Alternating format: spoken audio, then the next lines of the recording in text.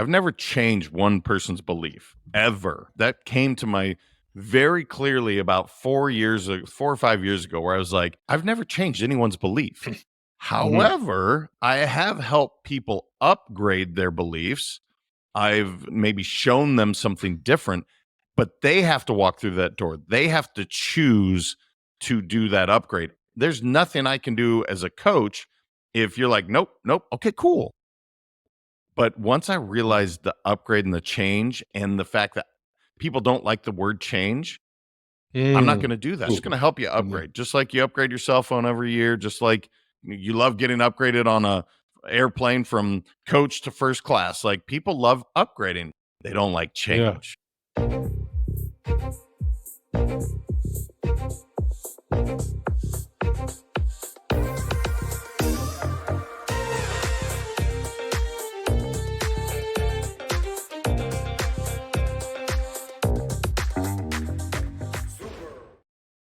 Welcome to Super Entrepreneurs Podcast. I'm your host, Shahid Durrani. Today we have with us JM Ryerson. JM founded and sold 3 businesses and is now helping leadership teams do the same. He is a leadership and performance coach, international speaker, host of the Let's Go Win podcast. You definitely want to check it out. A best-selling author of the books Let's Go Win, Champions Daily Playbook, and Upgrade.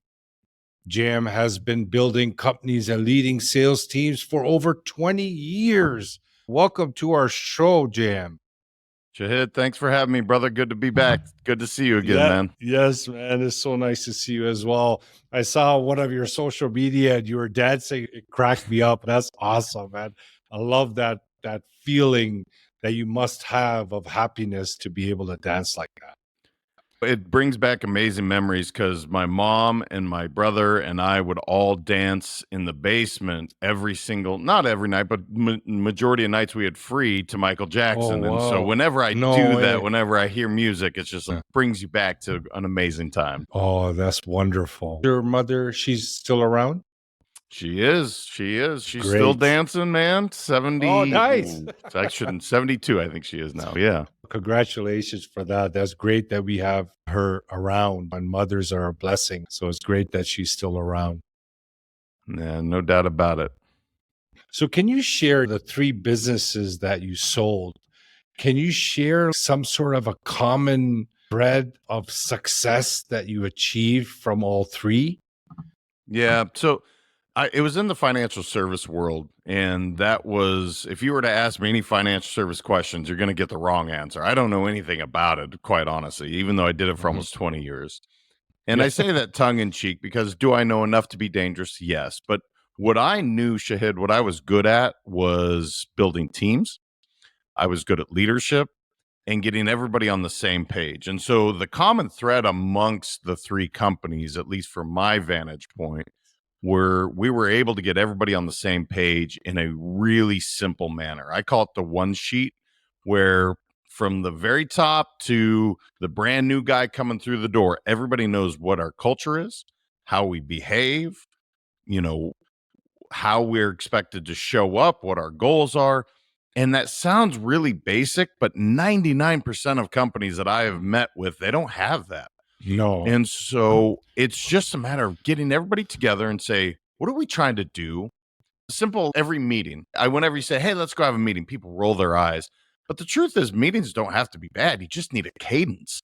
You need a system that you can use so that it's not a waste of time, so that people are getting something out of it. So I think what we did a really nice job of is getting everybody on the same page, simplifying it, and then there's one last piece, and that's encourage, praise, and recognize. I talk about it frequently. It's free to every business owner, and yet the dividends and the return on your investment is incalculable. So literally just saying, hey, Shahid, I see you. I appreciate you, brother. You're doing a great job. Simple as that. It makes people, genuine. and it makes them feel like, what I do matters and they care about me. And it's free to every single executive, and yet is so often overlooked. and it's just not used. So those are the kind of the basics that we use. That's great. In our program, we call it leave everyone with the impression of increase, meaning genuine. If you find something good, basically, you should be looking for good in people. When you find something good, let them know. And that just motivates on the next level. People just feel good hearing that. If you're not honest and genuine, people can pick up on that vibration. So if you're genuine about it, it just means a lot to that individual, especially their quality of work that they perform. Yeah, it definitely does. And here's the other thing that people don't realize as leaders. When you Mhm. inevitably you're going to have tough conversations with people if you work with them long enough. People are going to make Mhm. mistakes. Mhm. They're not performing. If you have built this in where you have said, "Hey, I appreciate you. I see you. You're doing a great job." When you have to have the reverse conversation, it makes it so much easier because they know that you care. They know that you're not Mhm. coming to them and Yeah, just there's a coming from a relationship. place of ego. Yeah. And so Yeah. you're able to say, "Look, we need to have a tough conversation right now, but I want you to know it's not a reflection of you as a person. It's of your performance right now or whatever the situation is. But because you've built that trust with them, now they can accept what you have to say. Now they hear what you have to say, and it makes the whole transaction so much easier." Yeah. So, JM, can you share some tips on how to create that one pager for everyone to be aligned with? Yeah. So the first thing to answer is, and this sounds basic, but what Mm. are we looking to accomplish? Excuse me. It is the most basic question and it's the most important question. What are we actually looking to do? Because often new organizations or even companies that are growing, they're going at this chaotic pace and there's people doing stuff, but it's not all aligned. And so then you have redundancy and you have too much oversight and you have micromanaging, all things that employees don't like. So the first question to ask is, what are we looking to accomplish? The second question I would say is, what are your cultural values? And I would get it down to Mm. three. If I can make a suggestion to any company, there's a lot of science behind threes. I've seen often I'll walk in and I was just working with a company and they had seven values. And so I did a quick test. I said, let's ask your employees how many can remember these values. No one did. They couldn't remember all of them. They could remember parts of them. And that's because once you get past three, you have diminishing returns where we don't remember as human beings. Three is the magic number. So get Mm. your cultural values down to three and repeat it often. Every single meeting in my companies, we repeat what our values are. The last piece, or maybe not the last, but certainly the third piece would be, how do we behave? How am I expected to show up today? Is it competitive? Is it fun? Is it family? Whatever your environment is, don't let it happen haphazardly. Be very clear on, this is how I expect you to behave today. And then lastly, your goals. What are your 90-day Mm. goals? What are your year goals? Because if you can go into a company and they not every employee can't answer, what are we trying to do, what are the goals that we're trying to accomplish, how do you expect that it to get there? People want to know that their work is for a greater cause. It's not just fixing this widget or sending these emails. I'm doing this because these are our goals. And when people can get behind that, like a great team, like a, I don't know, a football team that they all know they're going to the Super Bowl. Okay, cool, that's the goal. What's my role in it? How am I supposed to show up and behave?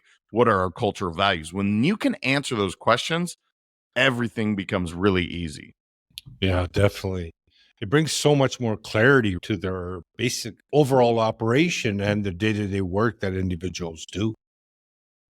Yeah, it doesn't leave anything to chance, right? Yeah. Often, if you, the how we behave is a really easy one because if you don't tell somebody, hey, I want you to be joyous or whatever the thing is that you have, like for my company, we are all about courage and fun are two of ours.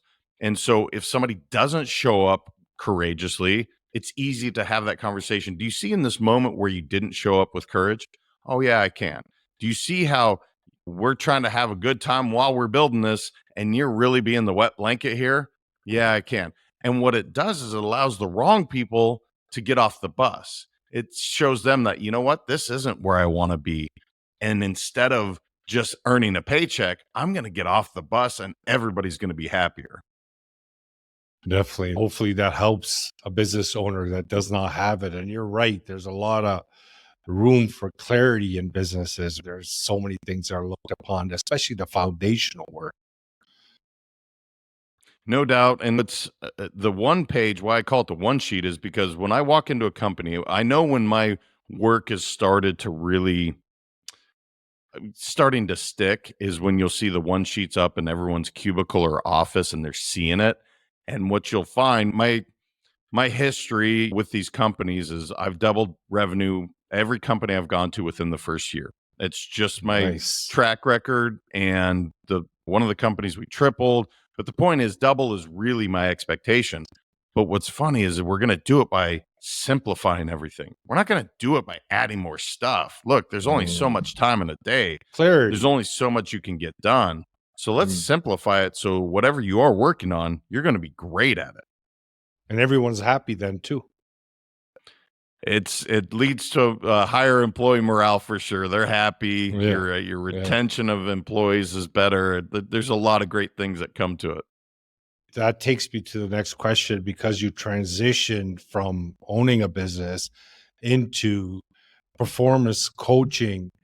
What do you find as the most important lessons that you can bring over into the coaching world and helping businesses?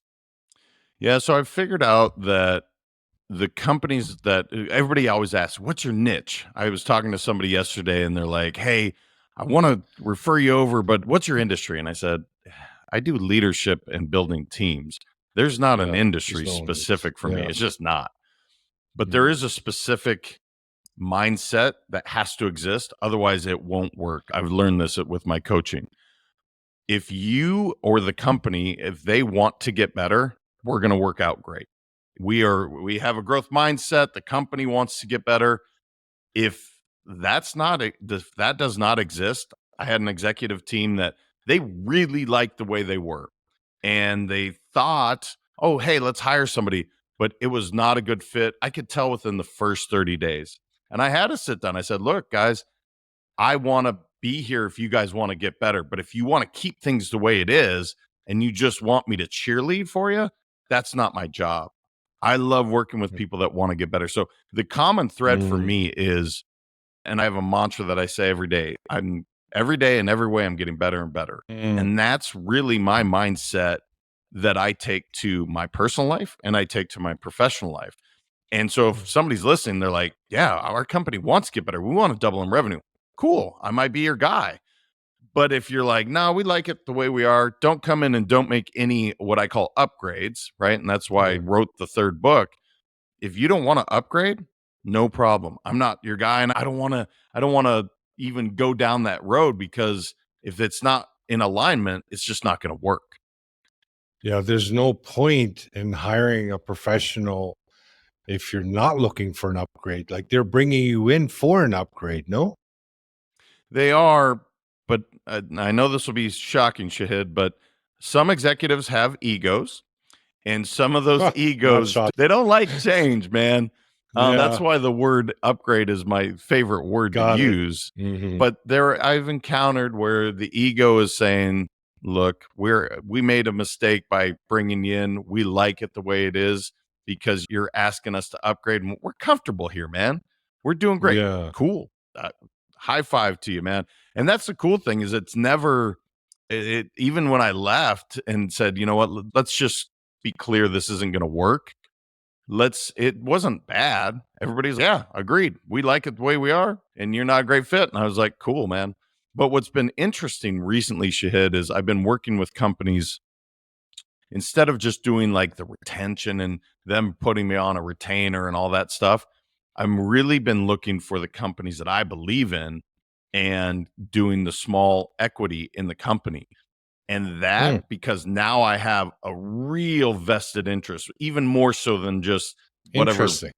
Yeah, it's been a fun journey because somebody had asked me, "Okay, tell me why your companies work so well." The truth is, I put my heart and soul into everything versus trading time for money. And now I'm there but I'm not fully part of the team. And so that's been a fun journey to, again, not have the majority share, but actually minority share. Yeah. But even when you have that ownership, You're it's just vested. different. Yeah. Yeah. Yeah. And back to your point, like you can't help anyone that doesn't want to be helped. So if there's a strong ego there, or if they know it all, or if they're not really open, responsive to new ideas, how are you going to help them? It's just a dead end. Yeah, and I've learned that over 20 years. I have never changed, and I'll use the word change very clearly. I've never changed one person's belief ever. That came to my very clearly about 4 or 5 years ago, where I was like, I've never changed anyone's belief. However, I have helped people upgrade their beliefs. And maybe shown them something different, but they have to walk through that door. They have to choose to do that upgrade. There's nothing I can do as a coach if you're like, nope, nope, okay, cool. But once I realized the upgrade and the change and the fact that people don't like the word change, I'm not going to do that. It's I'm true. just going to help you upgrade. Just like you upgrade your cell phone every year, just like you love getting upgraded on a airplane from coach to first class. Like people love upgrading.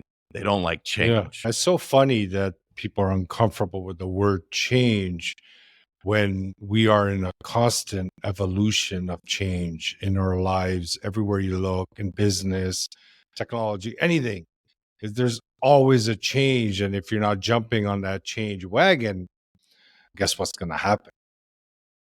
Left Right? behind, man, unfortunately. Yeah. Certain things are connected to past experiences, but the change has to be their decision, if that makes sense. 1000% makes sense. Yeah. 1000%.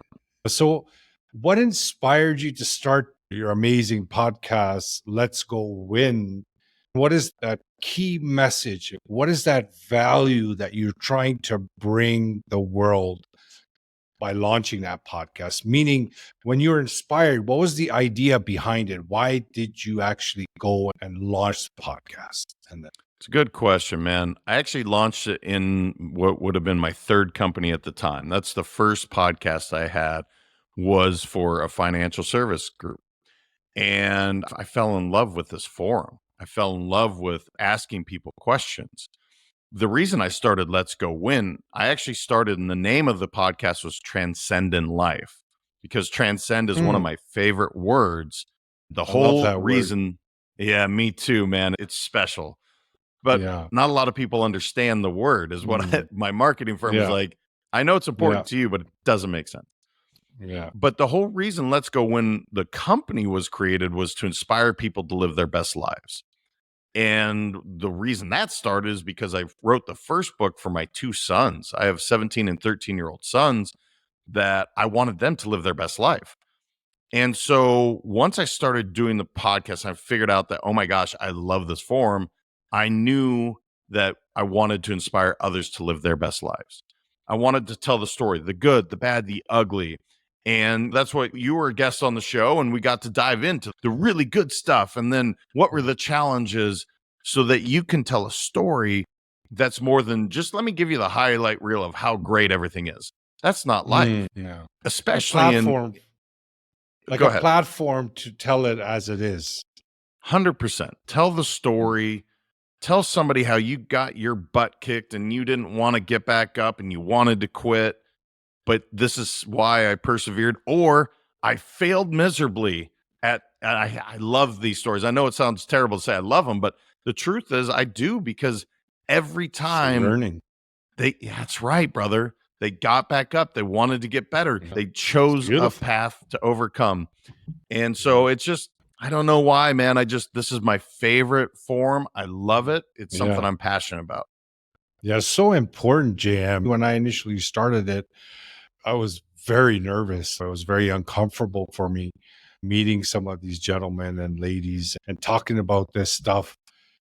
But the more I started becoming comfortable with me, the inner world, the more easier it got. And then slowly I started falling in love with me. And then I just started falling in love with whatever I was doing. And then this podcast was saying, wow, this came from somewhere, because I just got a platform to share that love and meet people and help them grow and get the message out, like you're saying.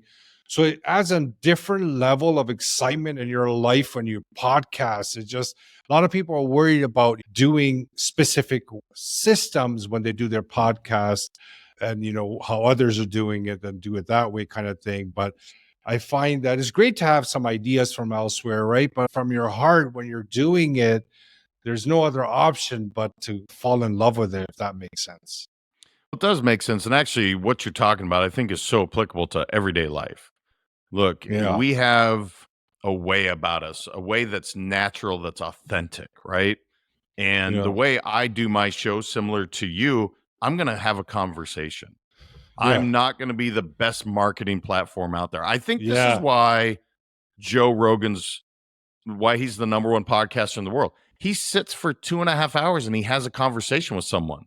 It's not Mm. scripted in any way, shape, or form. He goes down Mm. all kinds of tangents and rabbit holes. And what Yeah. people understand is, look, or at least early, I will say, his show was extremely it was pure and authentic. And he was just having a conversation. People want to see that. They don't want to get the Yeah. fluff. They don't want to be sold Yeah. something. And so Mm. that's what I think is so beautiful. And it's funny you say you got nervous because I'll have guests come on. They're like, oh man, I'm so nervous. I'm like, you're nervous to have a conversation with you and me? Because no Yeah. one's watching right now. Yeah. You know what I mean? And yes, it Yeah. does go out and then people will judge it or like it or Yeah. whatever they Yeah. do. But Yeah. just be you, man. That's it. One thing I learned is that people are going to judge regardless. You know what? People right now, like if they're watching or listening to this, there's a tremendous amount of judgment going on. So people are going to judge regardless, no matter what. But when you're just yourself and not worry about that component and just there to add value, genuine value, that you transcend all that. I was just having this conversation with a client on Friday, this very conversation. The truth is, it's none of your business what anybody else thinks. Yeah. And the moment that you sit there and say, what are they thinking about me? That's actually a really egotistical way to look at it because Yep. you're only thinking about Yeah. you. Yeah. And when I said that, I said, stop being selfish. And he goes, whoa. Yeah. I was like, look, Yeah. brother, you're not a selfish guy. You're not an egotistical guy. So stop worrying Yeah. about what people are thinking about you because you're only thinking Yeah. about yourself. And he goes, Yeah. oh my God, I can't believe I've never thought of it that way. I was like, yeah, brother, Yeah. it's none of your business what anybody thinks of you. And I promise you, Yeah. people are going to like you, they're going to hate you, and all in between. And there's nothing you can do about it other than to be your best No. self. Best self. So true. Even when you said that to the gentleman, it's an idea that came into the conscious mind where he either could accept it or reject it. So it sounds like he accepted it, but it goes a lot further to actually implement it in your life because the issue is our environment has a tremendous amount of effect on us, what we do. I was interviewing Boss Rutten. I don't know if you know the UFC champion. He's always with Kevin James. So he was saying he invented a breathing device, and he said that up to age 8, we breathe normal. 6 to 8, we breathe perfectly normal, natural. As soon as the environment of girls or the opposite sex, or if you're in a school environment, you start seeing your belly sticking out because that's where you're supposed to breathe from. Unconsciously, you move it to your chest. And then you spend your life breathing wrong. And that's how strong the environment has an effect on us. So that idea that I implemented in him, it's an idea, but when you're in action, day-to-day stuff, it's hard to have that part of you because it's not programmed into you. It's not part of your subconscious. You have to become that idea, and there's so many infinite ideas. So each of them has to be given the time to become it. Then you're able to manage it. But hopefully that idea is going to stick with him. Yeah. Was he the guy in the movie with Kevin James? Yeah, he's always, they're best friends. They're Okay. always in all movies. Yeah, they're always together. Yeah, I know who you're talking about now. I didn't Yeah, when you said the yeah. name. That's fascinating. Yeah. Because I'm all about breath work. It's the Yeah. first Oh, thing. check One it of the out. first things. I will 100%. Yeah. There's a free But test you can do. It's called breathingiq.com. okay, I'll check it out for sure because I'm obsessed with this idea. In fact, there's a great Mhm. book called Breath by James Nestor. But one of the things you said, and it's interesting, he said about 8 years old, I think you said, where Yeah, now 6 people are to 8. starting to judge. Yeah. And so now you're starting to compromise. And I talk about this often. That's that mask that we start to put on. So your Mhm. authentic self is breathing correctly. You're Mhm. not thinking about it. Life is good. You're With happy. trueness. Yes. And then we start to want to fit in. And that's where so many challenges happen. What Mhm. I talk about is the masks get heavy, brother. If we keep Yeah. putting on a mask, take that stuff off. Be free. Yeah. Be free. Be free. Free is the best way to live. You don't realize how beautiful life truly is until you become free. And Mm. free is not the traditional way of freedom. It's the freedom within when it doesn't really bother what others think of you. You're doing the best you can. You feel really good about yourself within. The ego loses its grip. You start evolving into this trueness that you're supposed to be. And when you interact with people, the relationships we make are next level. Yeah, and even the way you were talking about podcasting, you said something profound. You said, when I really started to love myself and accept Yeah. myself, I think I'm paraphrasing, but that's when it became easy. That's when podcasting, because Yes. it does. You're right. It starts with us to just say, Mhm. again, I talk about mantras. And one of the things that we have to do is rewire our subconscious mind, because the Yes. world has been telling us everything we're not for years. Mhm. In addition, that, and one of the things I've taught my kids, they've said the same mantra every single day of their life. And even when they couldn't speak, I said it for them, because I wanted them to know that they are these amazing human beings. I wanted them to know all Yes. these attributes. Incredible. It didn't matter what the world tells you. You need to Mhm. rewire your subconscious. Yeah. That's wonderful. Can you share what you feel your innermost superpower is that got you to this point in life? I would say grit is probably the simplicity and grit. I don't know how to quit. It's Good. somebody asked me, "Why were you successful?" And I said, "I'm successful is all relative, but okay, based on your why are you successful? Because I don't know how to quit. I just keep going. I don't know where that came from. It's just always been there that I may not be the Yeah. most talented, but I'm willing to put in the work. So I would say that. And then just simplifying. I'm a simple kid from Montana that I like things simple because I think the world's already too complex. So Mm. that would be my other superpower.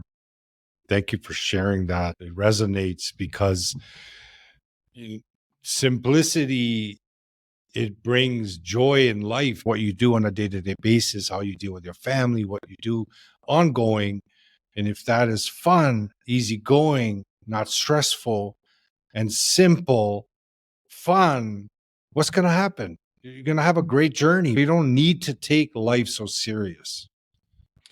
I certainly don't want to. It's Either. every one of my companies I've been an executive on. Fun Yeah. is a part of our cultural Yes. values. Good.